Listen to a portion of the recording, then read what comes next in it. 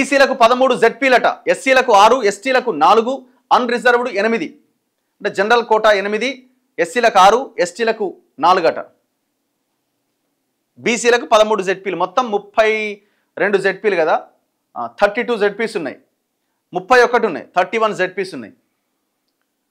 రిజర్వేషన్ల ప్రక్రియ పూర్తయింది. లాటరీ పద్ధతిలో మహిళలకు 50% స్థానాలు ఎంపిక. రాష్ట్రంలోని జెడ్పీ చైర్పర్సన్ స్థానాల్లో బీసీలకు 13 కేటాయించారు. ఎస్సీలకు 6, ఎస్టీలకు 4, మిగిలిన 8 స్థానాలు జనరల్ కేటగిరీకి నిర్దేశించారు. స్థానిక సంస్థల ఎన్నికల కోసం పంచాయతీరాజ్ శాఖ శనివారం రాత్రి తుది రిజర్వేషన్లు ఖరారు చేసింది. బీసీలకు 42% రిజర్వేషన్లతో ఈ జాబితా రూపొందించింది. ఇప్పటికే వార్డులు, గ్రామ పంచాయతీలు, MPTC, ZPTC, MPP, ZP chairperson స్థానాలకు ఎస్సీ, ఎస్టీ, బీసీ రిజర్వేషన్లు ఖరారు చేయగా శనివారం మహిళా రిజర్వేషన్ల ప్రక్రియ పూర్తయింది. పంచాయతీరాజ్ డైరెక్టరేట్లో రాష్ట్రంలోని 31 జిల్లా పరిషత్ చైర్పర్సన్ స్థానాల రిజర్వేషన్ల ప్రక్రియను నిర్వహించారు. రాజకీయ పార్టీల సమక్షంలో మొత్తం స్థానాల్లో 50% లాటరీ తీసి వాటిని మహిళా రిజర్వేషన్ స్థానాలుగా ఎంపిక చేశారు. అనంతరం ఎస్సీ, ఎస్టీ, బీసీ రిజర్వేషన్ల జాబితా రూపొందించి శనివారం రాత్రి గెజిట్ నోటిఫికేషన్ విడుదల చేశారు. జిల్లాల్లో కలెక్టర్లు, ఎంపీపీలు, జెడ్పీటీసీల్లో మహిళా రిజర్వేషన్లు ఖరారు చేయగా ఆర్డీఓలు తమ పరిధిలోని సర్పంచ్లు, ఎంపీటీసీల రిజర్వేషన్ల జాబితాను, ఎంపీడీఓలు పంచాయతీ వార్డుల్లో ఉన్న రిజర్వేషన్ల జాబితాను సిద్ధం చేశారు. రాత్రి పొద్దుపోయేంత వరకు జిల్లాల నుంచి డైరెక్టరేట్కు సమాచారం రాగా వివరాలను క్రోడీకరించి గెజిట్లు విడుదల చేశారు.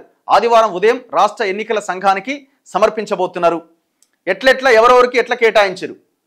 చైర్పర్సన్ స్థానాలకు రిజర్వేషన్లు ఎట్లున్నాయి? ఎస్టీలకు ఖమ్మం, వరంగల్ రెండు కేటాయించారు. ఎస్టీలకి ఖమ్మం అండ్ వరంగల్. అండ్ ఇదే కేటగిరీలో మహిళలకు కేటాయించిన స్థానాలు ములుగు అండ్ నల్గొండ. అండ్ ఎస్సీలకి సంగారెడ్డి, రాజన్న సిరిసిల్ల, జోగులాంబ గద్వాల. ఇదే కేటగిరీలో మహిళలకు కేటాయించిన స్థానాలు హన్మకొండ, జనగామ, రంగారెడ్డి. అంటే మొత్తం 4 ఎస్టీలు కదా, 4 ఎస్టీల్లో ఖమ్మం, వరంగల్, ములుగు, నల్గొండ. సో ఈ 4లో 2 ములుగు, నల్గొండ జెడ్పీ చైర్పర్సన్లు మహిళలకు కేటాయించారు. ఎస్సీలకి మొత్తం ఎంత? ఎస్సీలకు 6. ఈ 6లో సంగారెడ్డి, రాజన్న సిరిసిల్ల, జోగులాంబ గద్వాల, హన్మకొండ, జనగామ, రంగారెడ్డి అట. మొత్తం 6 కదా. సో ఈ 6లో మళ్ళీ ఒక 3 సగం కదా, సగం 3 అంటే ఆ 3లో హన్మకొండ, జనగామ, రంగారెడ్డి మహిళలకు కేటాయించారు. చలో నెక్స్ట్ బీసీల విషయానికి వస్తే మొత్తం 13. 13లో జయశంకర్ భూపాలపల్లి, కరీంనగర్, కొమరంభీం ఆసిఫాబాద్, నిర్మల్, సిద్దిపేట్, సూర్యాపేట్, వికారాబాద్ అండ్ మహబూబ్ నగర్, మంచిర్యాల, నాగర్ కర్నూల్, నిజామాబాద్, యాదాద్రి భువనగిరి, వనపర్తి. మొత్తం 13 జెడ్పీ చైర్పర్సన్లలో బీసీలు రిజర్వేషన్ ఇచ్చారు. ఈ 13లో మహిళలకు కేటాయించినవన్నీ అంటే బీసీ మహిళ మహబూబ్ నగర్, మంచిర్యాల, నాగర్ కర్నూల్, నిజామాబాద్ 4, యాదాద్రి భువనగిరి 5, వనపర్తి 6 స్థానాలు మహిళలకు ఇక్కడ కేటాయించారు. జనరల్ కేటగిరీలో భద్రాద్రి కొత్తగూడెం అంటే ఇక్కడ ఎవరైనా పోటీ చేయొచ్చు. ఓసీలకి కూడా ఇక్కడ అవకాశం ఉంటుంది, మిగతా దాంట్లో ఓసీలకు అవకాశం ఉండదు. భద్రాద్రి కొత్తగూడెం, కామారెడ్డి, మహబాద్, మెదక్ ఉండగా దాంతోపాటు ఆదిలాబాద్, జగిత్యాల, నారాయణపేట్, పెద్దపల్లి మొత్తం 8. ఈ 8లో మహిళలకు కేటాయించినవి ఆదిలాబాద్, జగిత్యాల, నారాయణపేట్, పెద్దపల్లి. ఓసీ మహిళ, అక్కడ కూడా మహిళలు పోటీ చేయొచ్చు.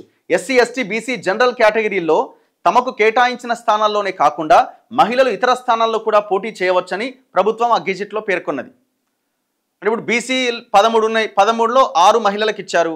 మరి మిగతా 7 ఎవరైనా పోటీ చేయొచ్చు. మహిళలు పోటీ చేయొచ్చు, పురుషులు పోటీ చేయొచ్చు. మహిళలకు ఆల్రెడీ 6 ఇచ్చారు కదా, 50% పైగా. మరి మిగతా దాంట్లో మహిళలు పోటీ చేద్దా అంటే అట్లే ఉండదు, అది జనరల్, వాళ్ళు కూడా పోటీ చేయొచ్చు.